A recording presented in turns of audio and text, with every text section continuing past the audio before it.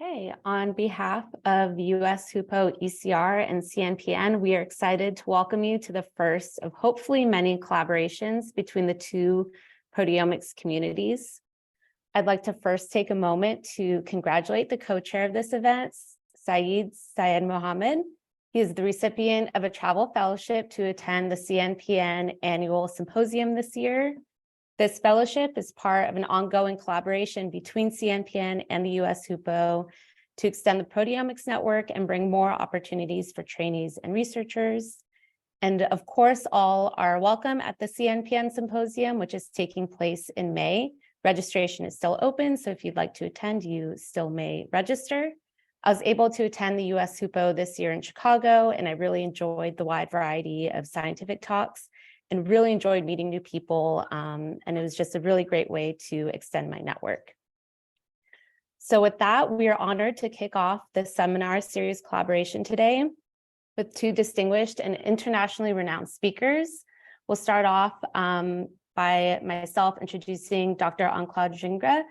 And after her talk, Syed will introduce Dr. Jennifer Van Eyck, and we ask that all questions are saved until the very end after both presentations.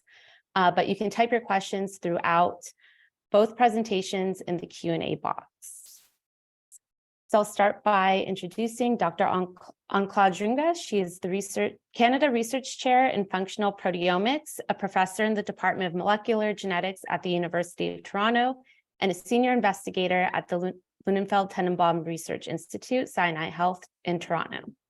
She co-directs the Network Biology Collaborative Center and is deputy editor of Molecular and Cellular Proteomics.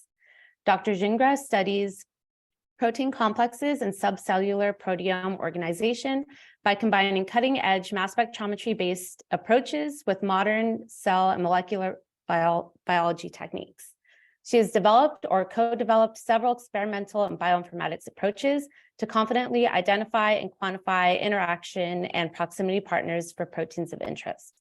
She was awarded the CSMB Jean-Marie Fischer Memorial Lecture in 2019, the HUPO Discovery Award in 2019, and the CNPN Tony Pawson Award 2020. So we're excited to hear more about her research today.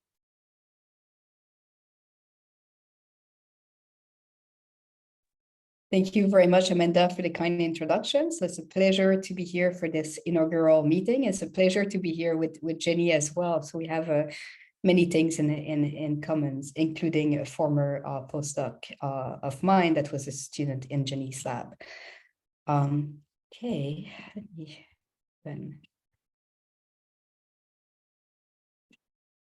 try this one.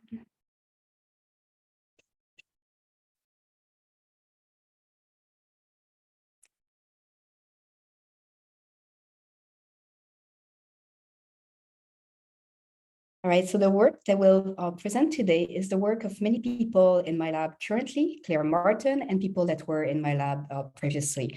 That is Chris, a student, and two postdoctoral fellow, James and Jeff. Jeff is now a professor in Dalhousie, and I'm going to highlight some of his recent work. So the overall topic of my talk is how we use proximity proteomics to explore the spatial temporal aspect of signal transduction. And again, like when we look at the signaling pathway representation in reviews, there is a lot of arrows, a lot of little bubbles with genes in there or proteins, but there is still a lot of information that's missing. And that includes unknown components, post-translational modification on different components, but more importantly, also temporal parameters, spatial constraint, and also the cellular context. And for today, I would like to comment particularly on the spatial constraints. And what is important and what is not a surprise for any of you today is that mass spectrometry-based proteomics can really help fill the gaps. And so how classically we've been looking at the temporal aspect of cell signaling has been through the use of biochemical purification of an epitope tag bait protein that was expressed stably in a stable cell line that we would then have to lyse under gentle condition that will maintain protein-protein interaction. And then we would essentially use an antibody against the bait protein to try to capture the bait and its interactor partners away from the rest of the cells. That is called a non-interacting protein. And then we would identify the protein by mass spectrometry. And this is tremendously useful, and it has helped us and others to study different events of signaling. So for example, in this case here, what I'm showing you is signaling of the EGF, sorry, everything is getting open. I apologize for that. It's, okay, I think there. The signaling of the epidermal growth factor receptor through a scaffold called SHEC-A. So what I'm showing here is about 30 interactors of this SHEC-A proteins that are recruited at different kinetics following stimulation by these growth factors. So as you can see, we're able to recognize different clusters of proteins that are recruited at different time following stimulation from very, very early time point all the way down to later an hour and a half type of time point. And if you overlay that on top of post-translational modification, you can essentially reconstruct how signaling works. So again, this works extremely well when you have stable complex. If your interaction are stable and soluble, you can capture temporal studies, and of course, it's compatible with post-translational mapping. So you can essentially get a lot of mechanistic information. However, if you're interested in understanding spatial context, where in a cell would the signaling event happen, this gets to be a little bit hard to do by PMS, even though you may play tricks with this. And the first reason is because the cell lysis will, by definition, disrupt your spatial context.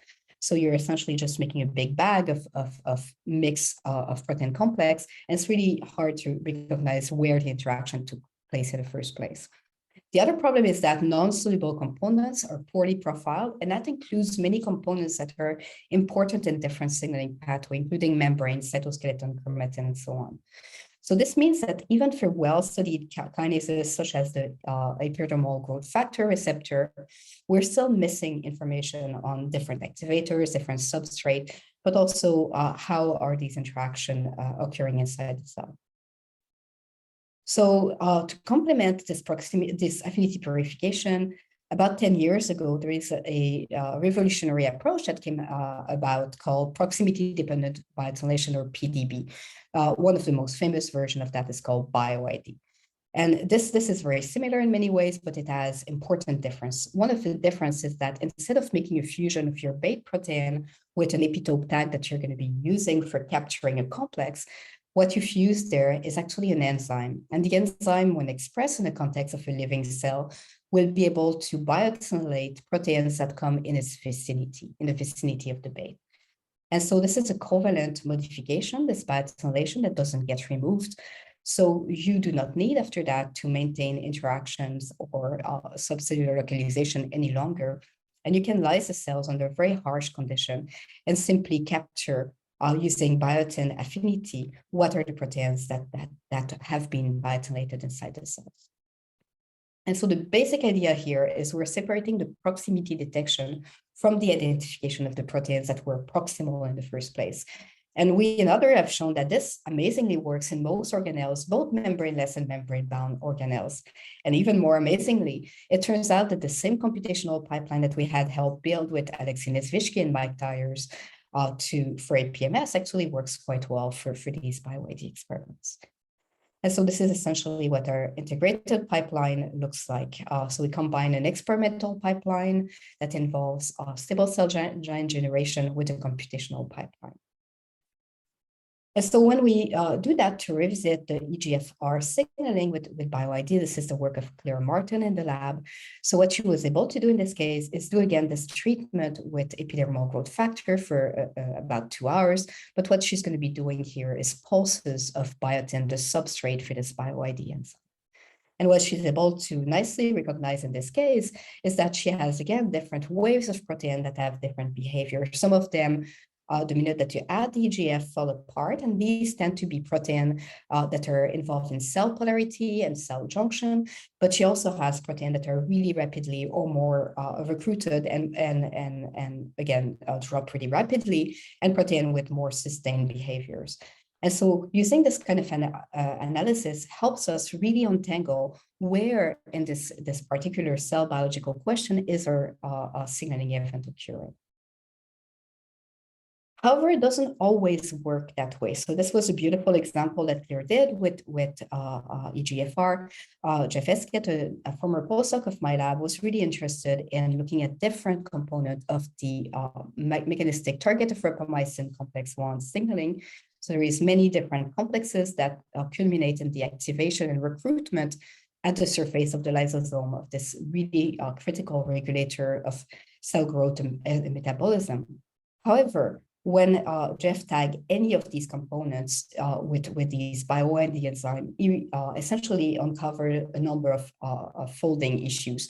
So for example, almost all of those proteins here are chaperones that really are trying to refold these proteins that are fortunately not well folded when you tag them with an enzyme. So again, this bio-ID is not perfect. It's great to capture low affinity event and insoluble component of signaling when it works, but the tagging and the bait expression may still not be neutral. And again, like where the interactions happen is not clear. And so many years ago, we started asking, can we maybe flip the question? Can we observe the recruitment of particular signaling to a specific location using a neutral sensor? And to do that, we started by creating what we call a bio-ID human cell map. And so this is the work of Chris Go and James Knight, who annotated all 25 subcellular localization in the cells and nominated about 250 different bases that they made into stable cell lines. And then the basic idea was to essentially try to reconstruct the organization of a cell using as many bases as we can get away with. So we had some quality control embedded in the experiments so that we can essentially decide to keep about 200 of those bases to report together on the potentially on the localization of up to 4,000 unique praise. The question became, how do you use this big data set to reconstruct cellular organization, right? Because if you draw a standard network, a bait-prey network, you see that there are many, many lines, there is many, many balls, but it's really hard to get any kind of structural information. However, at the same time where we're trying to solve the organization of an entire cell, had a really talented postdoc at the time, Jiyoung Yoon, who's now a faculty member in Toronto, who was looking at a smaller structure, which is essentially a stress granule in P-body. And we had made the interesting observation that if we tag two different members of a specific structure, we were able to get some kind of relative idea of the position of the different protein with regard to each other. But in other words, when we generate a cloud of biotin with one particular bait, this green bait here, it will serve to measure the distance of any of the protein in the proteome green bait. Whereas if we put the pink bait, we would get another set of results. So the protein that would be essentially equidistant should be on the diagonal, but protein particularly enriched with one of the base would be skewed in one of the different axes. And this is important because we realized very quickly that this tended to enrich proteins that actually were known direct interactor for bait of interest. So we decided to apply this kind of strategy to Jiyoung's paper that has now been cited a lot of times to the cell map. And so basically what we're doing is we're building those prey correlation views of the net proteome. So again, I showed you those two bases initially, but we can add that in the case of the cell map 192 times. And that generates for us a really nice correlation network of those relationship between the different prey proteins. So two proteins that are very close in space should be seen by the same, to roughly the same abundance by each of the bases that you put. And if we do that, we can actually eliminate two problems at once. So first, it allows us to look at the relationship between the endogenous protein, not the tagged protein that you have overexpressed. And so at the same time, it is much more robust to bait-related issues. So when we do that and we look now at the data, so this is just a Pearson correlation view of those 4,000 plus endogenous protein as profiled by those 200 base, what you can see is a remarkable amount of structure. We have different structural organization, clusters of membranes, clusters of nucleus, and so on and so forth. Now, if we just take this Pearson correlation and transfer it back onto a more standard network map, now what you see is, as opposed to the initial one that they opened with, we have actually a lot of structure into that map. So we see, for example, that the mitochondria breaks into 4 clusters that are really closely intertwined with the ER membrane and the ER lumen as expected. So we're still working on these kinds of ideas. So for example, we're looking at specific structure. We're also trying to integrate all of the data set that we and our collaborators have been generated into a higher resolution map. And we're identifying and filling gaps in the map. But the current version of the map is already available for use by anyone, so you can explore the content of our map, but you can also upload your own data and use our tools to analyze your BioID experiments. And there are a number of things that we can do with that. We can look at specificity in interaction profile, select compartment-specific control to help you in your own BioID experiment, and also select probes or dynamic sensors. I'll just show a few examples.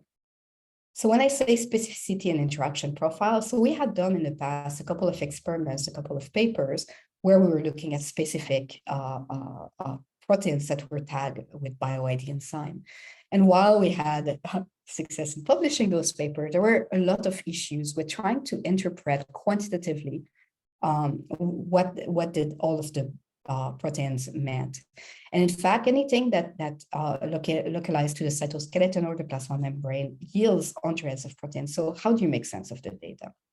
And so it turns out that looking at the specificity, that is the enrichment of a specific protein with one base, as opposed to everything that we've looked at in the cell map, is actually a really nice way to do that. And we're able to find new interacting partner for some of our bases.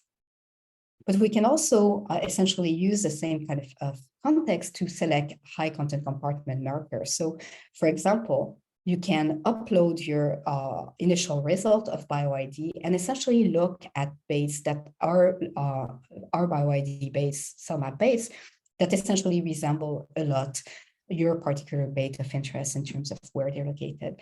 And this can enable you to select relevant control that you can then reprofile alongside your own base so that you can get a little bit more information on the specificity in your own hands. And we're happy to send that around to anybody that needs it.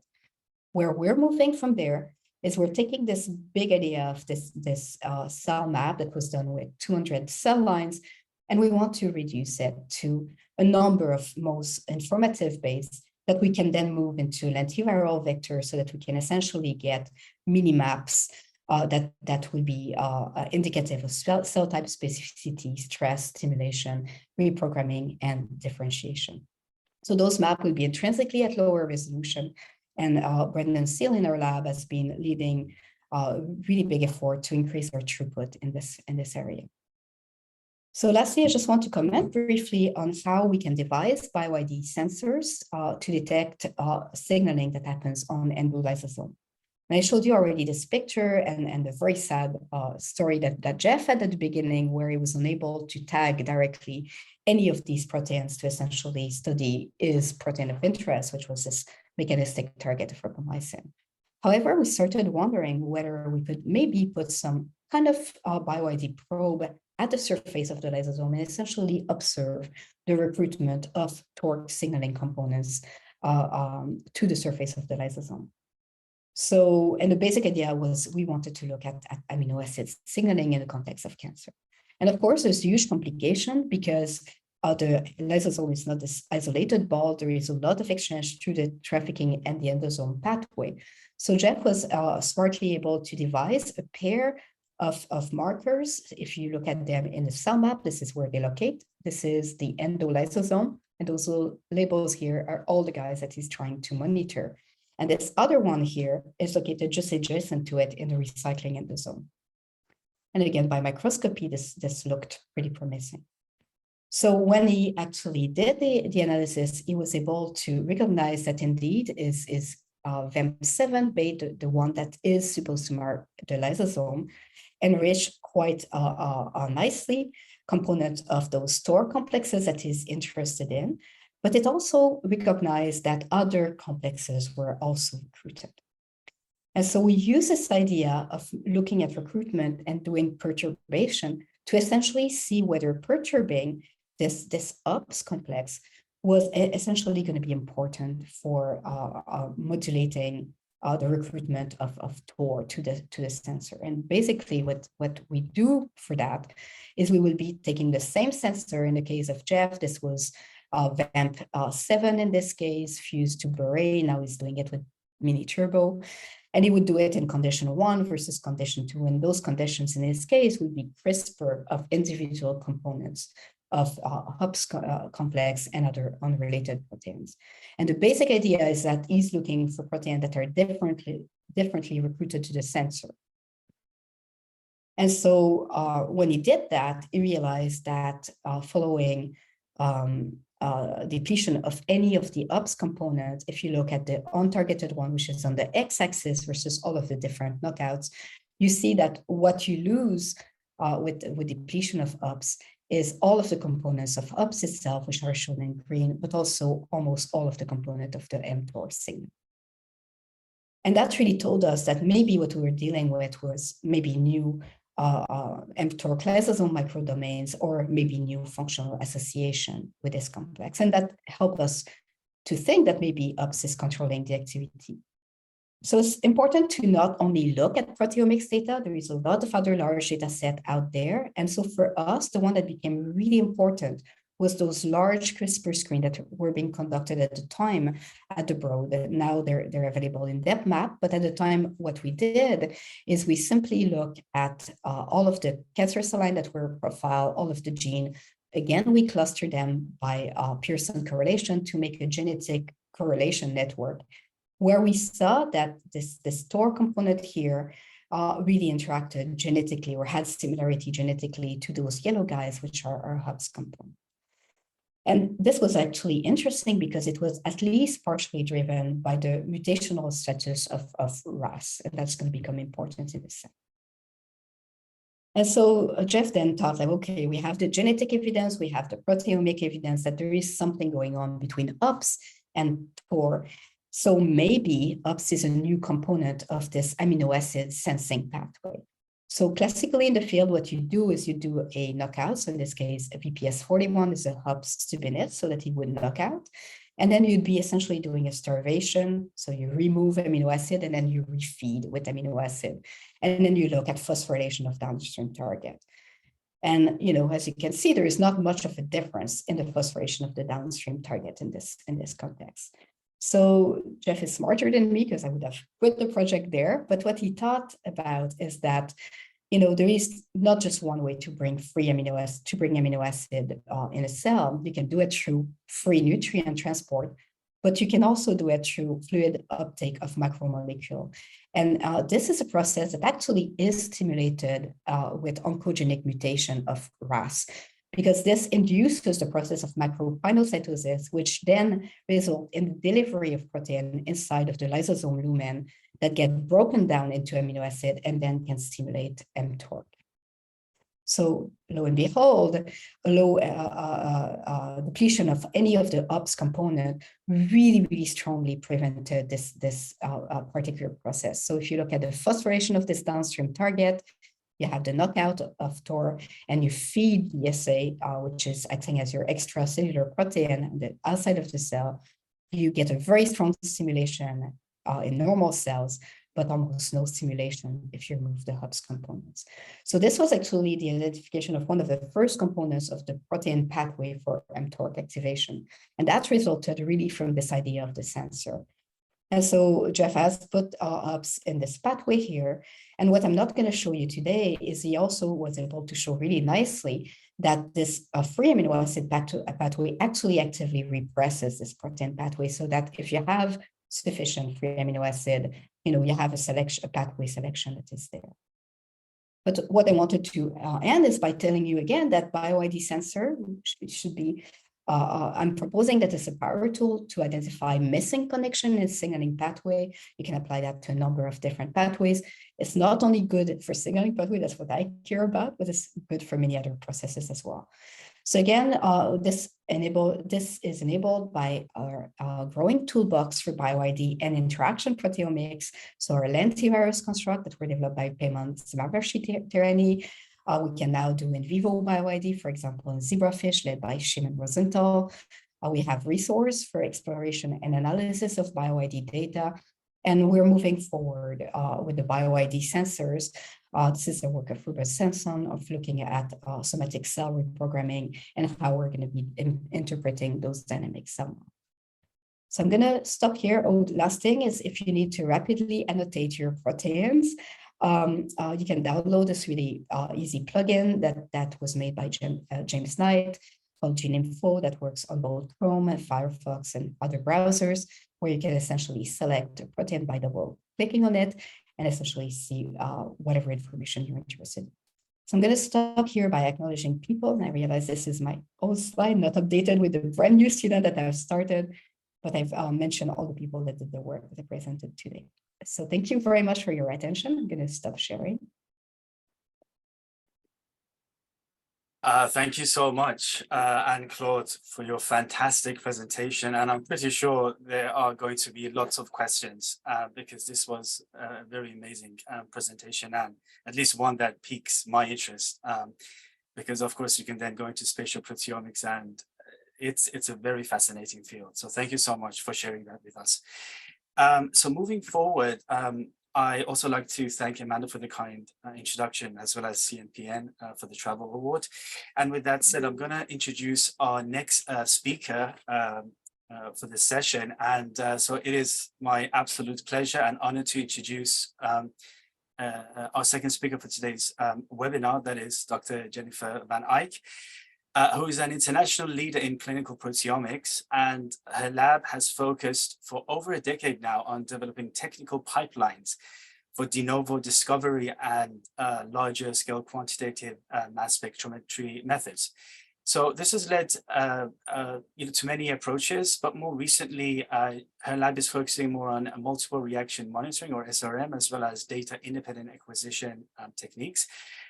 So Dr. Van Eyck's laboratory is also well known for their extreme technical quality of the data generated, rigorous quality control with tight percentage of the coefficient variation CVs, whilst also applying these to answer key clinical questions. And the aim is really to maximize throughput and reproducibility in order to move targeted and robust discovery methods into a large population of healthy continuous assessment and clinical grade assays, focusing on brain, specifically cardiovascular diseases. So Jennifer is the Erica Glazer Chair in Women's Heart Health and the Director of the Advanced Clinical Biosystems Institute in the Department of Biomedical Sciences, and the Director of Basic Science Research in the Women's Heart Center, as well as the Professor of Medicine in Biomedical Sciences at Cedars-Sinai.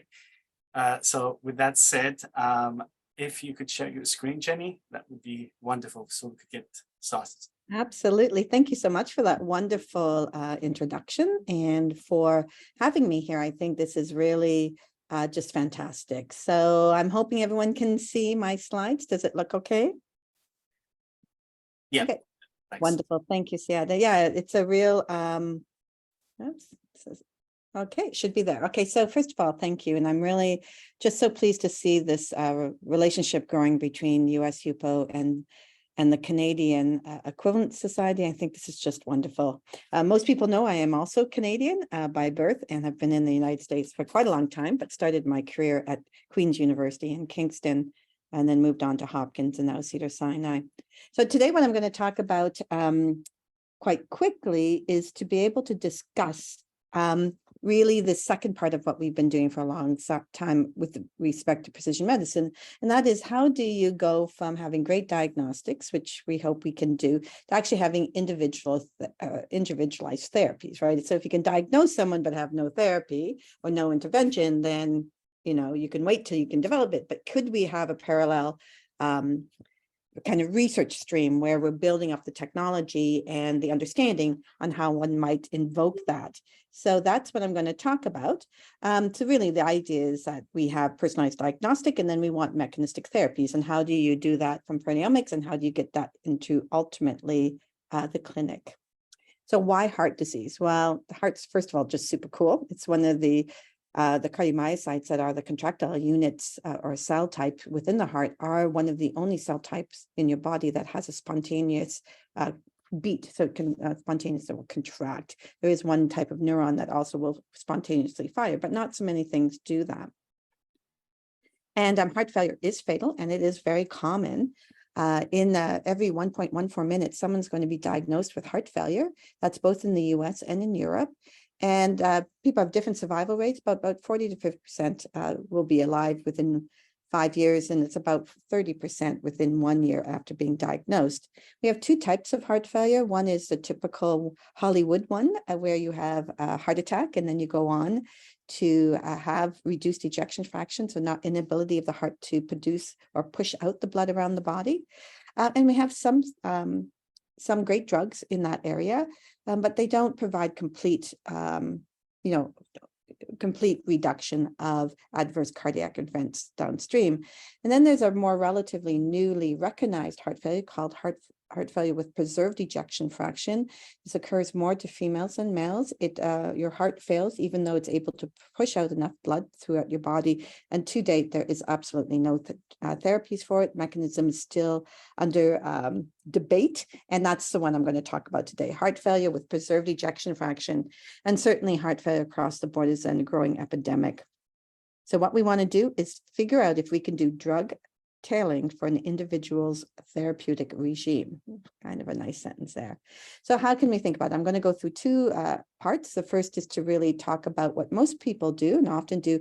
You get tissue from patients and you can analyze mechanism. But of course, with heart failure, we only get tissue really from end-stage heart failure. So we need appropriate animal models. And how can one think about that, especially when you have a disease like HFpEF?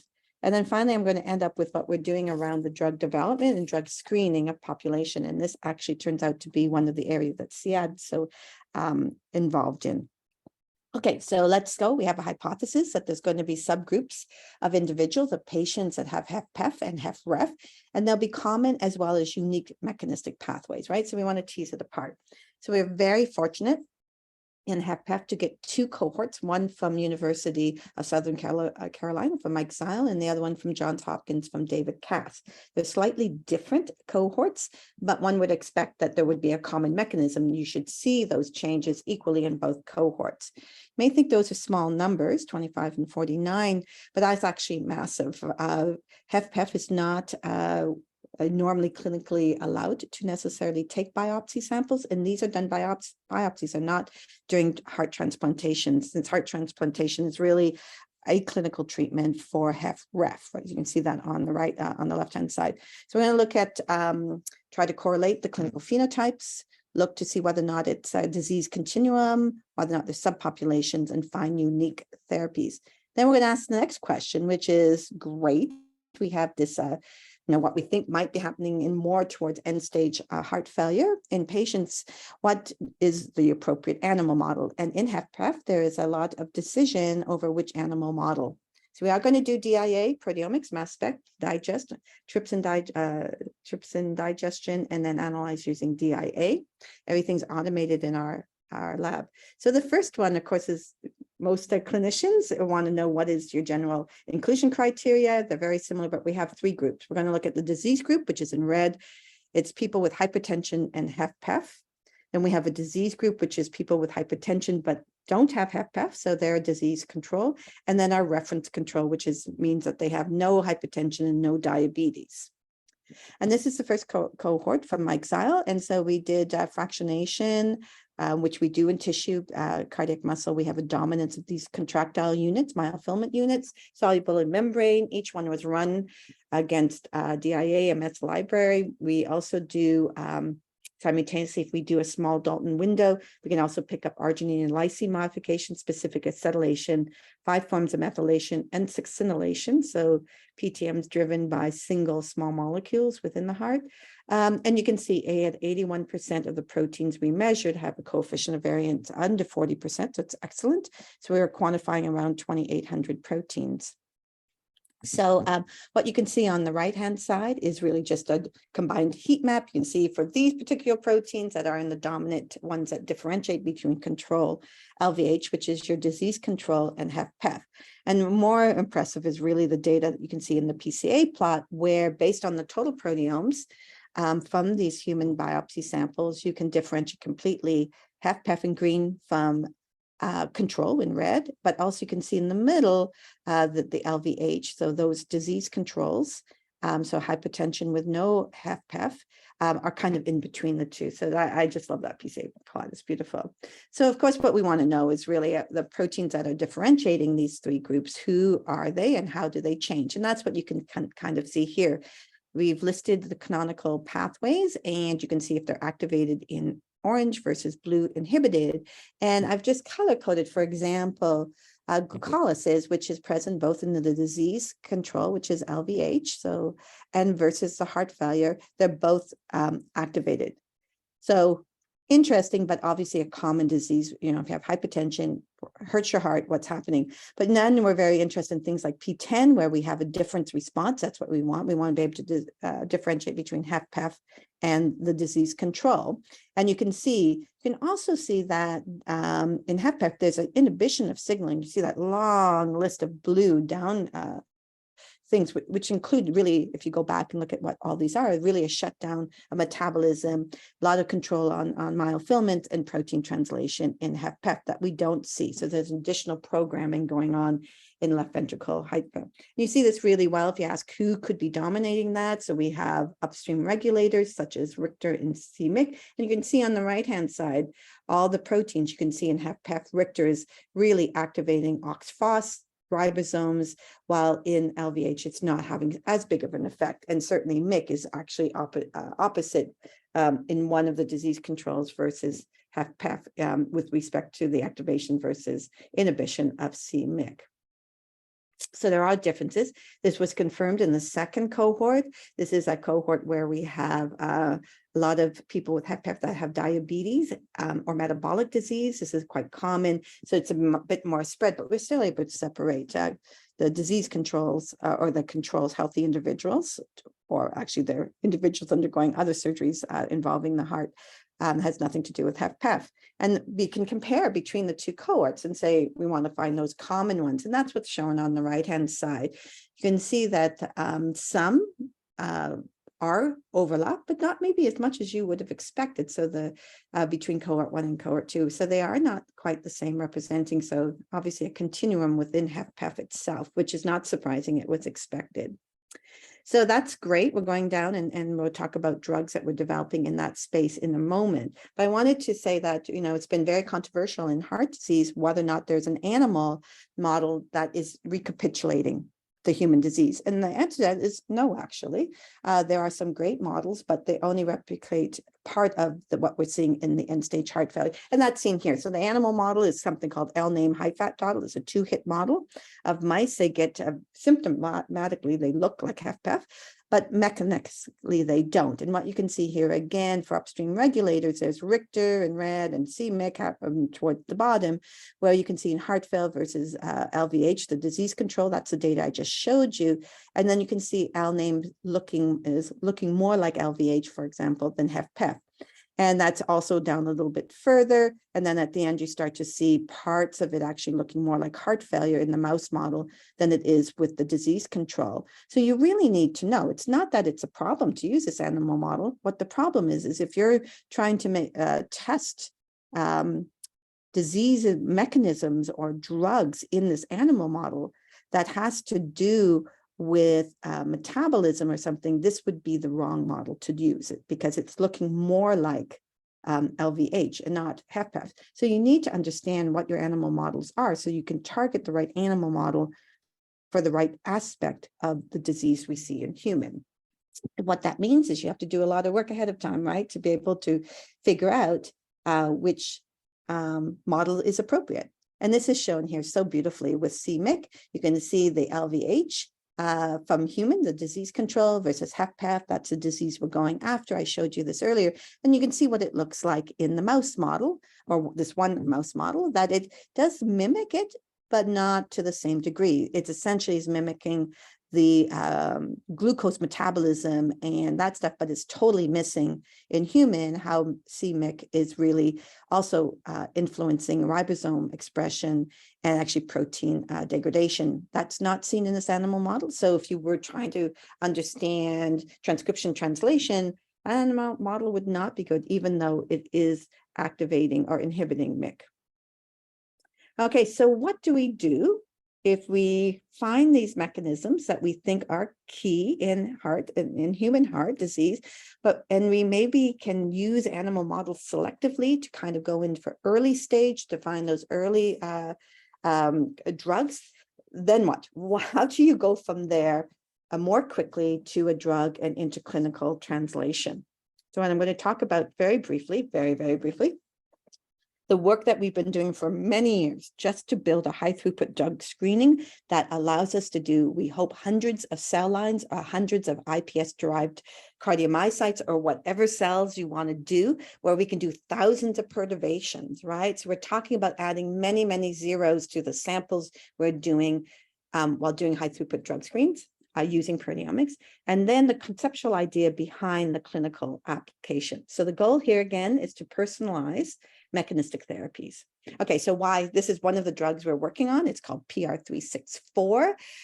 It is a Parkin activator, and it's really quite a remarkable drug. This came to me via Robbie Gottlieb. She's a phenomenal researcher here at Cedars-Sinai, and huge thanks to her, and also Alex Scotland and Liz, our graduate student. So this is quite a remarkable drug. It's not perfect, but it's remarkable. So what you do is this is done in a mouse model.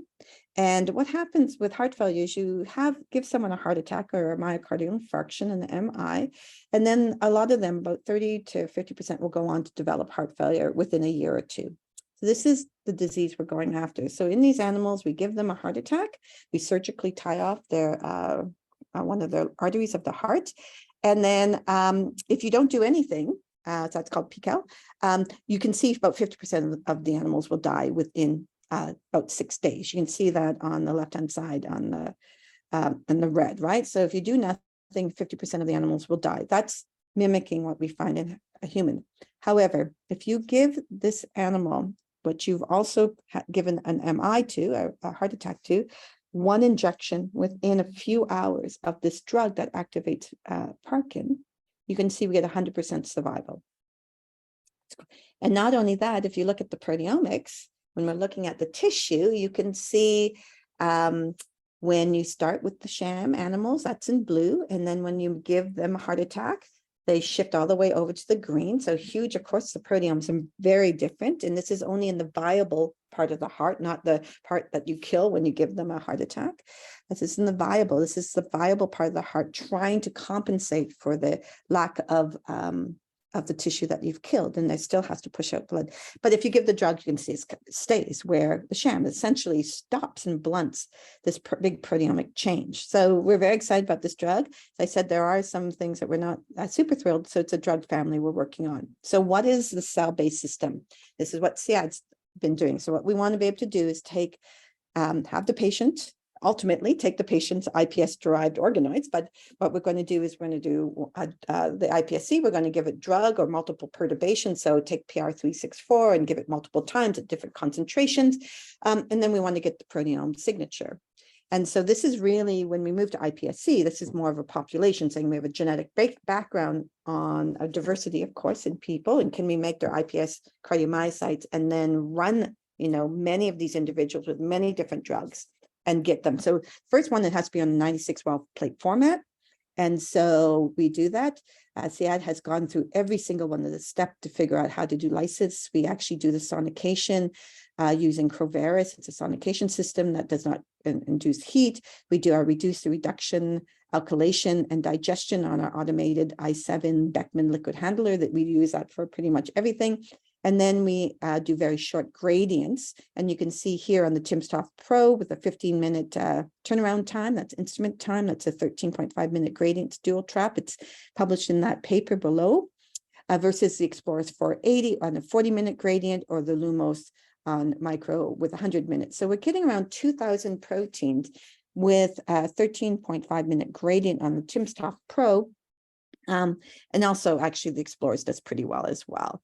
So this is a piece of data from CIAD, which is really showing some of the reproducibility when we're doing a schema perfusion, because again, we want to mimic what it would be like if we were doing an MI. So what do? You do, you take your sample, your cells, you do normoxia, everything's fine. You do simulated hypoxia, and then you also do simulated hypoxia, and then you remove that media and put on fresh media. So it's like reperfusion of the heart. So it's just as if you survived an MI, you have normoxia, hypoxia, and then, of course, which causes, can induce cell death if you go long enough, and then reperfusion, which then usually gives a little Ross burst, causes lots of problems. But of course, in humans, you have to do that. And you can see some as reproducibility, including the number of proteins. I'm sorry, I kind of blopped that out, but you can see we're getting just under 2,000 proteins in these really fast gradients. Okay, so what does it look like? You can see the volcano plot for the hypoxic stress versus control versus reperfusion state. And with the reperfused state, we see an activation increased concentration-wise of HIF-1 alpha, which is what you'd expected. And so you can find to do it. So what we want to be able to do this, of course, is many perturbations using PR364 and its family, and move from this idea of classical drug screening where they have one readout, one usually replication of some kind of or representation of one kind of functional outcome. We want to move this to doing a full proteome, very fast, large numbers. So why would we want to do that? And how can we then move this into the clinic? So this is an idea that really generated from Dan Theranesco. He's the head of cancer here. And he came up with this idea of something called molecular twin. It's a brilliant name for this concept. And we started to do this with pancreatic cancer. The paper's in at press, but I think the concept's just beautiful.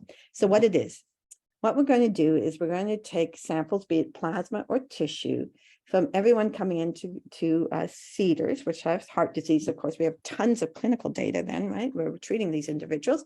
And essentially we generate the molecular twin, which means we do the proteomics, we might do phosphoproteomics, we might do transcriptomics, we do genomics, we do genetics, we do all kinds of stuff, including the classical clinical standard of care imaging.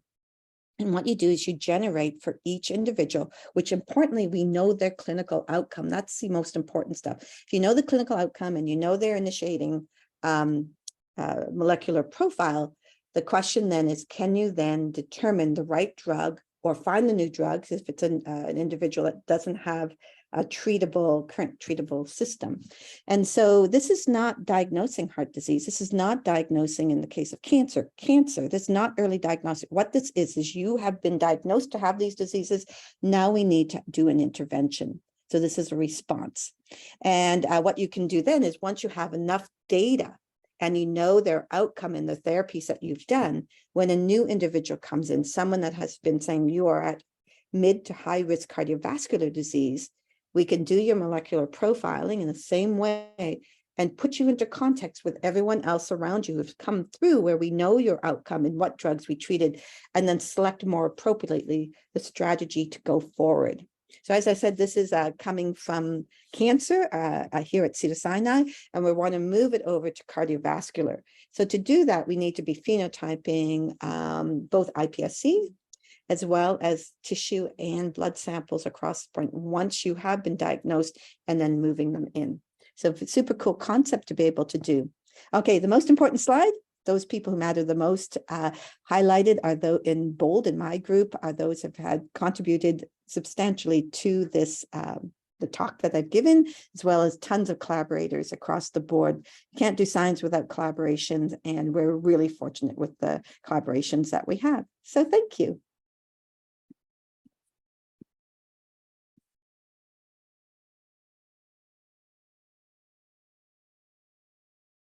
Thank you very much. Thank you very much, Jenny, for the wonderful presentation.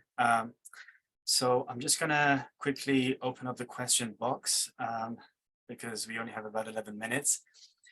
So the first question, this is to Anne-Claude, is from Ling Hao.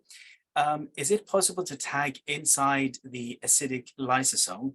And their lab has tried to explore a few options, but it seems like it has been quite difficult to tag inside the lysosome. So do you have any suggestions? Yeah, so Ling, I'd love to talk to you about that. So, I mean, for us, if we use any bure, like E. coli bure-derived enzyme, it dies way before the lysosome. It doesn't make it to the Golgi. And that, is a no-go, right? So the BioID2 derive enzyme are able to make it to the Golgi. So I would say if you wanted to go to the lysosome, that would be probably a better starting point. But then, of course, as you know, like between the pH and the presence of all those proteolytic enzyme in the lysosome, you'd have to do quite a bit of protein engineering, I think, to try to make that work. But I'd be happy to talk to you about potential ideas of how to overcome that.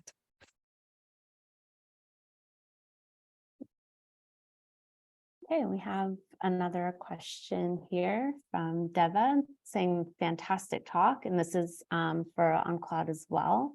They have a question regarding the enrichment of strong and transient interactions. Oops. Sorry, I just lost the question. Okay, lost the question. I'm going to move on to the next one. Shulo was saying, perhaps I missed it, but I have a question on how you were able to detect endogenous protein interactions using the BioID system. Right. So, okay. So we're not able to detect interaction in the BioID system, but we're able to infer proximity between endogenous protein if we analyze a large data set as a whole. So essentially all we can do is establish kind of a correlation or some kind of like relationship between all of the endogenous prey proteins and all of the other endogenous prey proteins by profiling against like all of the different bases, right? So we're not detecting directly endogenous protein interaction. There are only a few ways that you can do it directly. To look at endogenous protein interaction. Clearly, the most molecularly accurate one would be using cross-linker mediated treatment of cells, right? Where if you detect a pair, you're going to know that these proteins interact directly in the distance, but with the limitation that this is a very global approach, you don't know what you're going to end up detecting. There's other approaches that you can use as well, such as size exclusion, chromatography, and so on, that are a bit more direct than what we've done and less direct than the cross-linking type of approaches. Yeah, so the question that was just ticked off, it's regarding the enrichment of strong and transient interactions. Does transient interactions get enriched with proximity labeling, or the strong interactions shadow case these weak or transient interactions? Right, so I just want to make two comments. There is strong versus weak biochemistry, and there is transient versus permanent biochemically, right? So BioID doesn't seem to care so much about the strength of the interaction, providing that the proteins stay together for a long enough period of time for the transfer of biotin to happen, right? So even if you have an interaction that's transient, but always cycling on and off, then you can label those. Those interactions, though, that would happen only one time for a few seconds and then never happen again, of course, these are going to be really, really hard to capture. The relative strength of the interaction is not as much of a problem or an advantage in BioID as it is for standard APMS, though. So those are a little bit different concepts. Thank you.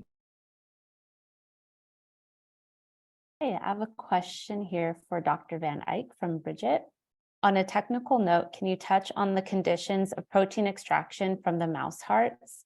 And in the induced MI model, how long is the ischemia period? I have one more question. I can read it again if you forget, and I may have missed it, but how many proteins have you been able to quantify from the mouse model? Yeah, so let me start with that one first. So we're getting just under 4,000 total proteins from the mouse heart, but that's being done with 3 fractions, right? And the 3 fractions called in sequence, we developed it early on to be a very fast separation compared to what used to be around that essentially solubilizes the myofilament proteins, which so dominate that proteome, and then separates it from soluble and membrane. That was used in that particular study, but I think we've changed a lot with the ability to use SDS and actually quite high concentrations of SDS. We do up to 10% for some of the sample types that we do, and things like S-trap. We're moving away from having to do that fractionation to get deep enough. And again, we have this big problem with muscle. It's kind of like plasma. We have these dominant proteins, and just blocks everything else lower down. Like when we do HeLa and stuff like that, we're at 8,000. We do heart, we're really happy if we get over around 4,000. So that's real. That's what we're getting. And so right now we're moving pretty much over everything to SDS and things like STRAP. Methodologies. And then again, it depends on if we're doing timsTOF versus things like FAMES versus, more standard methods. Those numbers will move around a little bit. So that's what we do. Right now, on cells, that was actually assimilated hypoxia. So you can do that with different chemicals. We actually do not remove it. The big trick with the schema is actually to not induce cell death, right? Because we're not interested in analyzing the proteome of dead cells versus live cells. And that's the same thing in the heart when we do a ligation to make it, the bottom part becomes, of course, ischemic and the cells die. We actually only analyze the viable part of the heart above, because that's what you have to recover. And that in a human is what you actually have to change ultimately to make them survive better, right? So we actually try not to kill the cells. So you go up to that edge where you're monitoring the cell death and you're not quite there, but you've hurt them enough that when you reperfuse to try again to mimic what you would do clinically, right? So hope that helps. So another question to Anne-Claude. So this is a question on tech. This is a technical question. So what is the best metric to gauge relative abundance in a bio-ID experiment?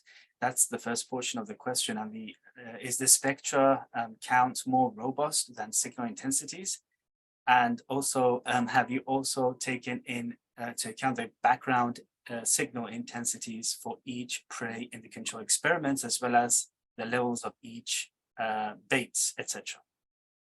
Yeah, Thibault, all good questions. So surprisingly, for calling, true proximal interactor over background, we still like spectral count better.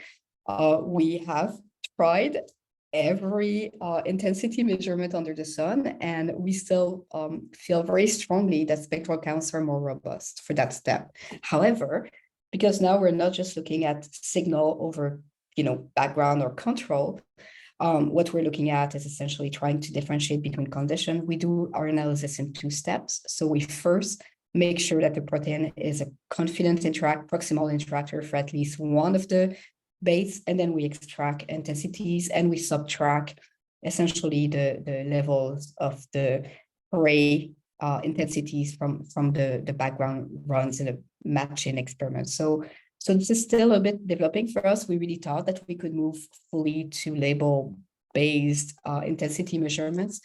But again, like that introduced way too much noise. It was really hard to define the boundaries. And I can go into technical details as to why that is. And it is worse if you use match between run than if you don't. So that can give you an idea what's happening there. But I'll be happy to talk to you over beer about that. Thank you. Okay, we have another question for Jennifer. Did you look into any sex differences and how that manifests in the animal model versus human tissue? I recall HFPF in particularly being notorious for its sex differences, and considering that sex could also play a role in the HIPSC molding. So a very smart question. And first of all, I deleted someone's question by mistake about a pig model. Pigs are great for heart. So to answer that, sorry about deleting your question. Yeah, so with respect to sex differences, heart is really, really impacted by that, right? Both with respect, even in MI, when you have a blockage, that's very much more in the male domain. Females more have microvascular spasms. So it's quite, even how we have heart attacks are quite different. And things like PR364, it actually, that death mortality plot where I said 50% die when you do MI, that's males. When you do females, we don't die as much with that. So it actually, there is an effect of PR364, but it's not mortality, because mortality, the female mice are not dying. It's the male mice, right? That's not usually the case. Usually the case is it's not good to be a female to do it. So in the studies that we've done on the human tissue, in HFrEF, we have a lot of women and male. Unfortunately, in the HFpEF samples, it's about still a little underrepresentative of the female. So our numbers there, we have total about 80 to 100 samples between it. So we have not yet combined it to separate it out because of just we haven't had time. None of this is published data, so that we haven't had time, but we have to, right? And that comes from the fundamental understanding that human heart disease, if you're female, is not the same as if you're male. And so all mechanisms, many things are going to be different, and you have to study that. So, and the drugs we think will be different. We think the diagnostic cutoffs should be different. And I just don't understand why it has not been done yet. And it needs to be done by the community, by the medical community. So we'll keep pushing. So another question to Jenny: how many patients do you estimate you need to profile before you will find a medical twin reasonably frequently? It's another very smart question. So we don't know, and I'll tell you why we don't know is we don't understand yet whether or not these diseases are a continuum. So meaning that you have the same pathways, but they're activated differently, right? The alternative is that they are, for example, you have 5 potential pathways. Any one person who's going to get sick needs to have 3 of those 5, for example. We don't know what that looks like. The alternative is that they're actually completely independent diseases. You have the same phenotype, meaning your heart does not contract or it does contract, so they look like you have the disease, but the mechanisms are completely different. And why I say that, for example, contractility of the heart can be due to a change in the myofilament proteins or in the calcium handling proteins or in mitochondria or in the nucleus, and they can be completely independent. You don't have to have all 4, you can just have one. So we could actually have completely separate diseases that look like HFpEF and act like HFpEF, but they're not. So we don't know if it's a continuum. We don't know. So depending on what that turns out to be, that will dictate ultimately what your end values have to be able to get to that. So that's where we're kind of at right now. So what I can say is more than what we have, for sure. Thanks. Okay, and we have another question here for Claude. What is the sensitivity of BioID? How much protein is required for the experiment? We're trying to do BioID in 3D culture that the protein concentration is quite low. Yeah, it depends on a lot of things. First, your mass spec that you're using. So the more sensitive your mass spec, the more sensitive your experiment is going to be. Let me just tell you that if everything goes well and you're able to miniaturize your purification, I mean, for us, it's fairly, and the Beta Express as well is a good probe, using 10,000 cells, which is compatible with doing a lot of 3D culture, is not a problem for us. The question is like, how do you scale that and do that reproducibly at that kind of level? And for 3D culture in particular, how do you deliver your probe and your biotin such as the labeling is uniform? And so that sounds trivial. It's not that trivial in the end. So. But thank you for the question.